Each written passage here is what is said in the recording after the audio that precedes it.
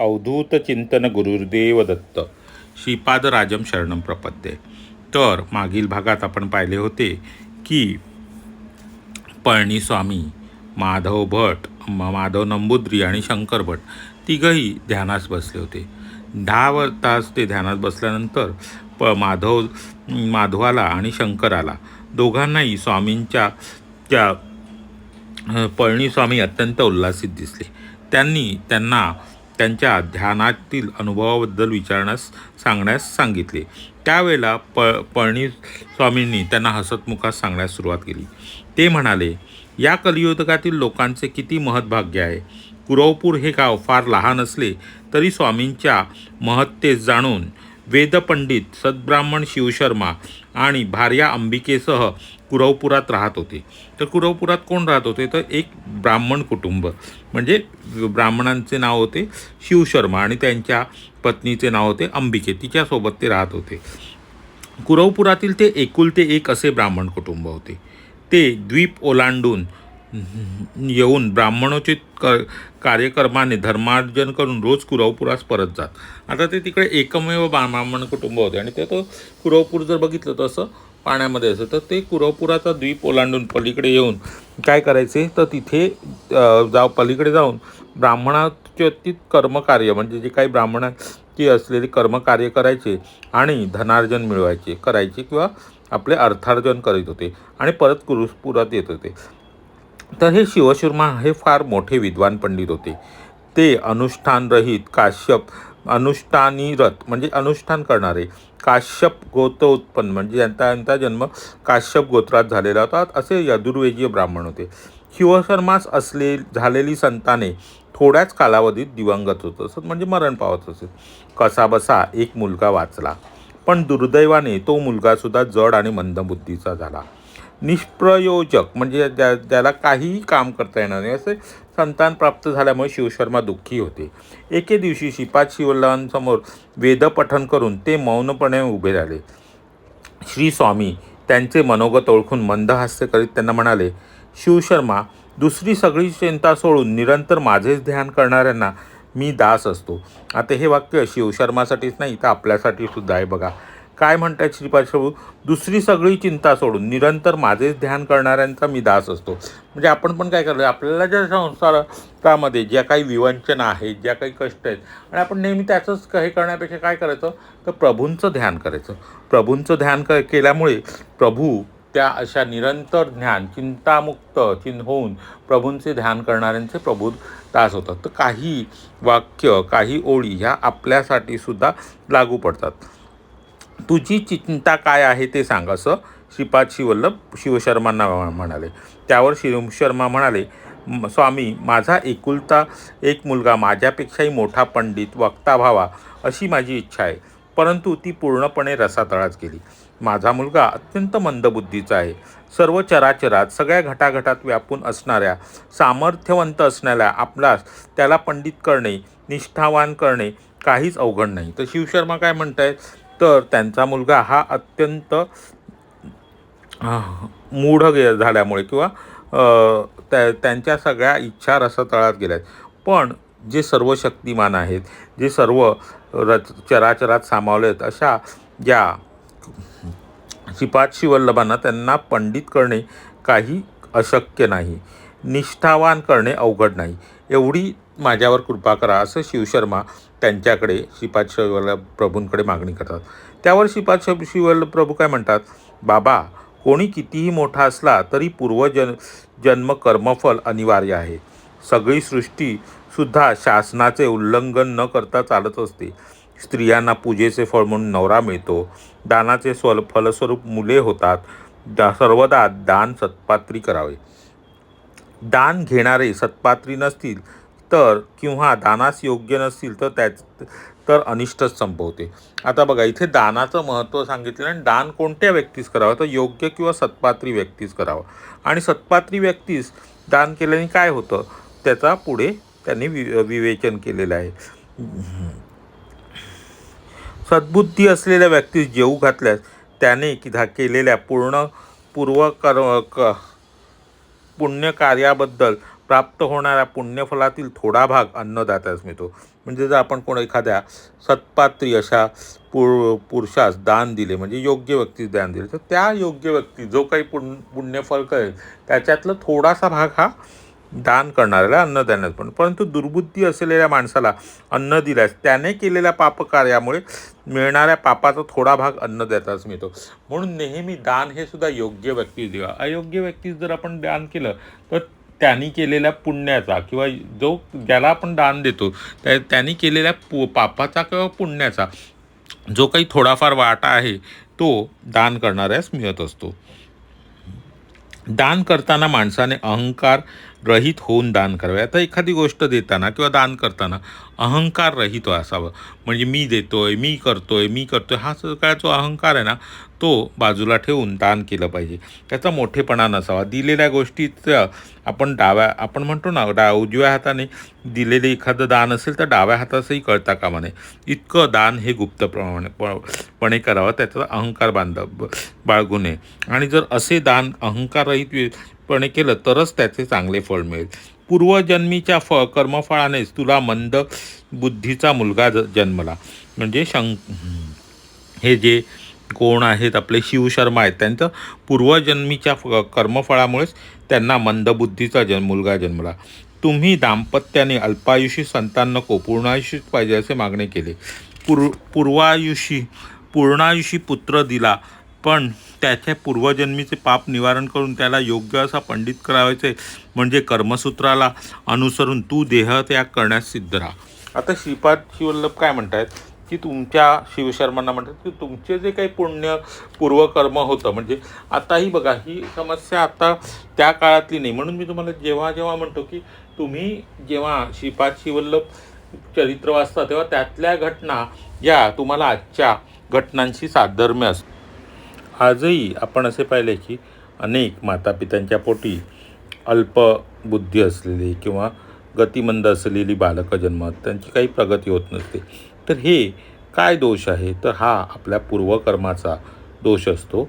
आणि आपण म्हणतो की पुनर्जन्म आणि ह्याच्यावर विश्वास नसला, पण आपल्या जे पूर्वजन्माचं जे काही हे असतं ते आपल्याला अशा स्वरूपात मिळत असतं. म्हणून आपण कोणत्याही जन्मात कोणत्याही ह्याच्यात फक्त आज आपल्याला सगळं चांगलं होतं आहे, आपण कशाला चांगलं वागायचं, आज आपण सुख भोगत असतो, तर ते सुख जे भोगतो तेही आपल्या पूर्वकर्मांमुळेच भोगत असतो. पण अशा वेळेला ते सुख आणि आनंद भोगताना त्यावर आपले आत्ताचे कर्म तेही चांगले राहील, त्याचा परिणाम आपल्या पुढल्या जन्मावर होणार नाही याची काळजी घेतली पाहिजे. म्हणजे आपण केलेल्या कर्माचा परिणाम आपल्या मुलांवरही होत असतो. तर श्रीपाद शिवल्लभांनी शिवशर्मांना म्हटले की जर तुझा मुलगा जर तसा योग्य करायचं असेल तर तुला तुझ्या देहाचा त्याग करावा लागेल.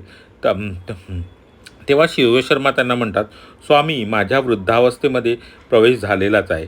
मी माझे जीवन त्यागण्यास सिद्ध आहे. माझा कुमार बृहस्पतीसारखा पंडित वक्ता झाल्यावर मला दुसरे काय हवे? संपूर्ण चराचराला घटाघटाला व्यापून राहणारे सामर्थ्यवंत श्रीपाद प्रभू म्हणाले, बरे, तुझा लवकरच मृत्यू होईल. मरणानंतर सूक्ष्मदेहाने तू घिशला नगरीमध्ये निंबवृक्षाच्या पायथ्याशी असलेल्या भूगृहात थोडा काळ तपश्चर्येत राहशील. त्यानंतर पुण्यभूमी असलेल्या महाराष्ट्र देशामध्ये जन्म घेशील. याविषयी तुझ्या बायकोला थोडेसुद्धा कळू देऊ नकोस. आता बघा काय श्रीपाद शिवल्लभांनी सांगितलेलं आहे ते नीट ऐका. म्हणजे श्रीपाद शिवल्लभ चरित्रामध्ये पुढे घडणाऱ्या अनेक घटनांचा उल्लेख आलेला आहे. त्यातली अजून एक घटना की शिवशर्माचा थोड्याच वेळात काळामध्ये मृत्यू होणार आहे. मृत्यूनंतर आता मृत्यू कोणता होतो? स्थूल देहाचा होतो. सूक्ष्म शरीर म्हणजे ज्याला आपण आत्मा म्हणतो तो तसाच राहतो. तर त्या सूक्ष्म शरीराने ते घिशिला नगरीमध्ये निंबवृक्षाच्या खाली पायथ्याशी भूगर्भात थोडा काळ तपश्चर्या जातात. ही घिशिला नगरी म्हणजे कोणती? हे फार मोठं गूढ आहे. आता इथे सांग, घिशिला नगरी म्हणजे शिर्डी. तर ते शिवशर्मा शिर्डीमध्ये निंबवृक्षाच्या पायथ्याशी असले गर्भगृहात थोडा काळ तपश्चर्येत राहतील. त्यानंतर पुण्यभूमी असलेल्या महाराष्ट्र देशामध्ये त्यांचा जन्म होईल, एवढाच उल्लेख इथं दिला आहे. आता तो महाराष्ट्र देशामध्ये जेव्हा ते जन्म घेतील तेव्हा कसा प्रकारे जन्म होईल, ते कोणत्या रूपात येतील ते पुढे कुठेतरी उल्लेख येईल. पण भविष्य काळात घडणाऱ्या घटनांचा श्रीपाद वल्लभ चरित्रात बऱ्याच ठिकाणी उल्लेख आहे. आणि आता तुमच्या लक्षात येत असेल, जेव्हा आपण सिद्धमंगल स्तोत्र म्हणतो, त्या सिद्धमंगल स्तोत्रात जे काही उच्चार आहेत ते सगळे पुढे पुढे तुम्हाला जसं श्रीपाद वल्लभांची जन्मकथा येईल त्या वेळेला ते येत जाईल. तर आपण पुढची कथा ऐकूया. पुढे काय झाले तर श्रीपाद वल्लभांनी त्यांना म्हणजे शिवशर्मानं सांगितलं, पण हे मात्र तू तुझ्या पत्नीस कळू देऊ नको, हे फक्त तुझ्यापर्यंतच ठेव. आणि श्रीपाद वल्लभांचा भावी जन्माचा निश्चय, आता ज्यातच श्रीपाद वल्लभांनी पुढचा जन्म काय घ्यायचा त्याचा निश्चय इथे घडलेला आहे.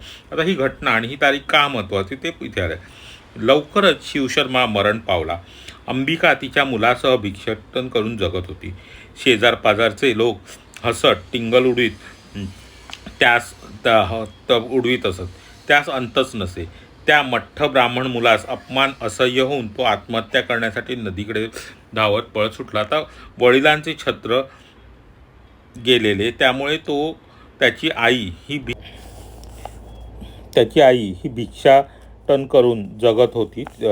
पण अशा मठ्ठ मुला म्हणजे आईला या वयात भिक्षा मागावी असे काहीतरी लोकांनी त्यास अपमान करण्यास सुरुवात केलेली होती. त्यामुळे त्याला ते असह्य झाले व तो आत्महत्या करण्यासाठी नदीकडे पळत सुटला.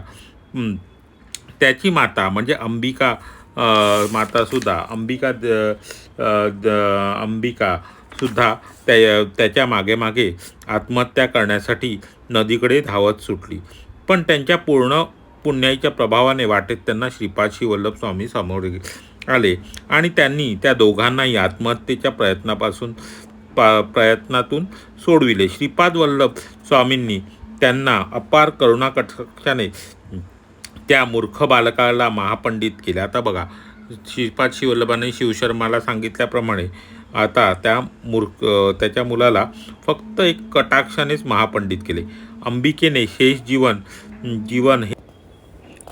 शेष जीवन हे शिवाराधनेत घालवावे असे त्यांना आदेश दिला. शनिप्रदोष व्रताचे महात्म्य सांगून प्रदोष समयात शिवाचे पूजनाचे फळ कसे मिळते त्याची सविस्तर माहिती दिली. म्हणजे आता इथे श्रीपाद वल्लभ प्रभूंनी अंबिकेस शिवप्रदोष व्रत करण्यास सांगितले आणि त्याची माहिती दिली. म्हणजे बघा, जेव्हा आपल्या काही कर्म असतात, ते दोष असतात, ते दोष दूर करण्यासाठी काय केलं पाहिजे तेही इथे श्रीपाद वल्लभांनी अंबिकेस सांगितलेले. माझ्यासारखाच मुलगा होईल असा वर दिला आणि त्यांना पुढील जन्मात अंबिकेला त्यांच्यासारखाच मुलगा होईल असा वर दिला. परंतु त्यांच्या तिन्ही लोकात कोणीही नसल्याने श्री स्वामींनी पुढील जन्मात तिचा पुत्र रूपात जन्म घेण्याचा निश्चय केला. आता म्हटले ना की ऐतिहासिक घटना घडणार आहे, तर ती काय ऐतिहासिक घटना, तर ही ती ऐतिहासिक घटना आहे की श्रीपाद वल्लभांनी अंबिकेला काय आशीर्वाद दिला की तुला माझ्यासारखा पुत्र होईल.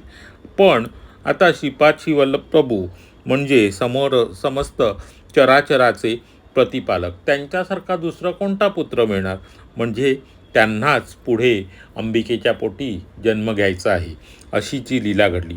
आणि त्यांनी कोणत्या नावाने कोणत्या रूपात जन्म घेतला ती घटना घडण्याचे जे कारण होते, म्हणजे पुढे भविष्यातल्या ज्या घटना घडणार होत्या त्यांचं मूळ बीज इथे पेरलं गेलेलं आहे.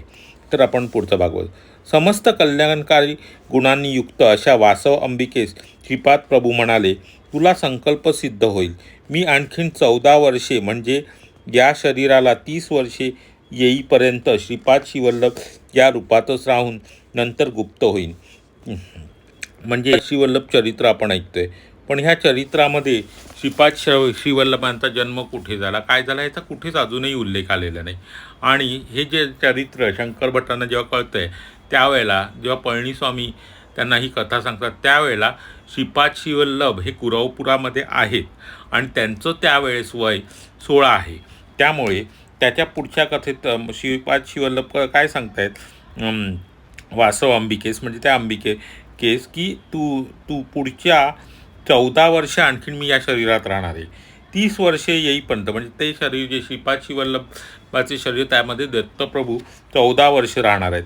त्यानंतर ते 30 वर्ष झाली की ते त्या रूपातून नंतर गुप्त होतील. इथे कुठेही अवतार कार्य संपवताना ते प्रभू कुठेही त्यांचं म्हणजे असं देहावसान झालेलं असं कुठेही लिहिलं, तर ते गुप्त होणार आहेत आणि गुप्त झाल्यानंतर त्यानंतर संन्यास धर्माच्या उद्धारणासाठी आता पुढे जेव्हा संन्यास धर्म हे कोणी पाळणार नाही आणि अशा वेळेला संन्यास धर्माच्या उद्धारासाठी ते नृसिंह सरस्वती या नावाने पुन्हा जन्म घेतील आणि ते नृसिंह सरस्वती या नावाने ओळखलं जाईल.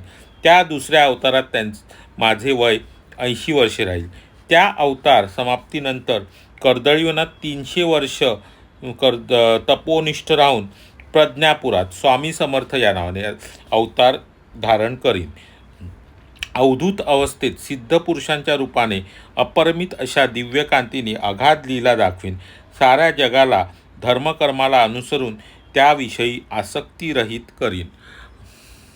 तर आता कळले तुम्हाला 25/5/1336 ही घटना तारीख का महत्त्वाची होती आणि त्या दिवशी काय घडले. तर त्या दिवशी श्रीपाद श्रीवल्लभ प्रभूंनी संकल्प केला की ते अजून 16 वर्षाचे ते त्यावेळेला होते. त्यावेळेला त्यांनी संकल्प केला की ते 16 वर्षानंतर गुप्त होतील आणि त्यानंतर अंबिकेच्या पोटी म्हणजे अंबिकेचा जेव्हा पुनर्जन्म होईल तेव्हा ते तिच्या पोटी नरसिंह सरस्वती या रूपात म्हणजे आपले जे लाड कारंजा जे आहे कारंजामध्ये अंबिकेचा जो पुनर्जन्म असेल तेव्हा तिथे ते नृसिंह सरस्वती म्हणून अवतार घेतील आणि हा अवतार हा संन्यास धर्माच्या पुनरुज्जीवनासाठी असेल किंवा उद्धारासाठी असेल. जेव्हा संन्यास धर्माचा जेव्हा ऱ्हास होत होता त्यावेळेला त्यांनी हा जन्म घेतलेला असेल त्यामुळे ते संन्यास घेणार आहेत त्या जन्मात आणि अशा वेळेला त्या नृसिंह सरस्वती अवतारामध्ये त्यांचे देहाचे वय हे 80 वर्षे राहतील. त्यानंतर ते 300 वर्ष कर्दळीवनात गुप्त रूपात राहतील आणि त्यानंतर ते प्रज्ञापूर किंवा म्हणजे आत्ताचे जे अक्कलकोट आहे तिथे प्रकट होतील असा त्यांनी तो उल्लेख केलेला आहे. आणि पुढे भविष्यात घडणाऱ्या घटनांची काय घडणार ते आधीच त्यांनी त्या दिवशी निर्णय केला किंवा तो जो संकल्प असतो म्हटलं ना जे काही घडतं ते श्रीपाद श्रीवल्लभ प्रभूंच्या संकल्पनेच घडते आणि तो पुढचे जन्म घेण्याचा काय काय कसे घ्यायचे त्याचा सगळा संकल्प त्यांनी या तारखेला केला म्हणून ही तारीख विशेष. आणि तो जन्म घेतल्यानंतर ते काय करणार आहे तर साऱ्या जगाला धर्मकर्माला अनुसरून असे अगाध अशा लीला ते दाखवणार आहेत त्याविषयी आणि त्याला आसक्तीरहित करणार आहेत. बघा किती महत्त्वाची तारीख होती ती आणि त्या दिवशी श्रीपाद श्रीवल्लभांनी कोणता संकल्प केला आणि त्या संकल्पामध्ये केला असताना त्या घटनेचे साक्षीदार पळणीस्वामी होते. ते ध्यानस्थ बसलेले असताना ते कुरवपुरात गेले आणि ही सगळी घटना घडत असताना श्रीपाद श्रीवल्लभ प्रभूंचे वय हे 16 वर्ष होते. म्हणजे आपण श्रीपाद श्रीवल्लभांचा चरित्र जेव्हा शंकर भटांना कळण्यासच सुरुवात झाली तेव्हा मुळात श्रीपाद श्रीवल्लभ त्यावेळेला कुरवपुरात होते. अजूनही शंकर भटांनी श्रीपाद श्रीवल्लभांना पाहिलेले नाही परंतु त्यांना त्यांच्याविषयीची माहिती मिळत आहे. श्रीपाद श्रीवल्लभांचा जय जयकार असो. श्रीपाद राजम शरणम प्रपद्ये. तर आपण आजचा या अध्यायातील हा भाग इथे थांबवत आहोत. ह्याच्यामध्ये आपण शिवशर्माची कथा ऐकली, अंबिकेची कथा ऐकली आणि शिवशर्मांच्या मृत्यूनंतर जेव्हा अंबिकेचा पुनर्जन्म होईल तेव्हा त्याच अंबिकेच्या पोटी श्रीपाद श्रीवल्लभ हे नृसिंह सरस्वती म्हणून जन्म घेणार आहेत हेही आपण ऐकले. पण आजचा प्रश्न असा आहे शिवशर्माच्या मृत्यूनंतर ते सूक्ष्मदेहाने तपश्चर्या करण्यास कुठल्या नगरीत गेले आणि त्या नगरीमध्ये ते निंबवृक्षाच्या पायथ्याशी भूगृहात त्यांनी ती तपश्चर्या केली आणि त्या नगरीचे आत्ताचे नाव काय, त्या नगरीचे तेव्हाचे नाव आणि आत्ता ती नगरी म्हणजे ती हे कोणत्या नावाने प्रसिद्ध आहे हे आपल्याला सांगायचं आहे. तर श्रीपाद श्रीवल्लभांचा जय जयकार असो. असेच ह्या अनेक गूढ लीला आहेत. काही आपल्या बुद्धीला आकलनीय आहेत, काही वाचूनसुद्धा अनाकलनीय असतात. काही गोष्टी आपण वाचूनसुद्धा त्याचा अर्थ लावता येत नाही. तरी सगळं आपण फक्त नामात दंग राहायला पाहिजे. म्हणून या अगम्य लीला आपल्याला कळल्या नाहीत तरी भक्ती मार्गातील जो सोपा भाग आहे नामस्मरण ते तर आपण नक्कीच करू शकतो. म्हणून आपण सदैव नामस्मरण करत राहिले पाहिजे. श्रीपाद राजम शरणम.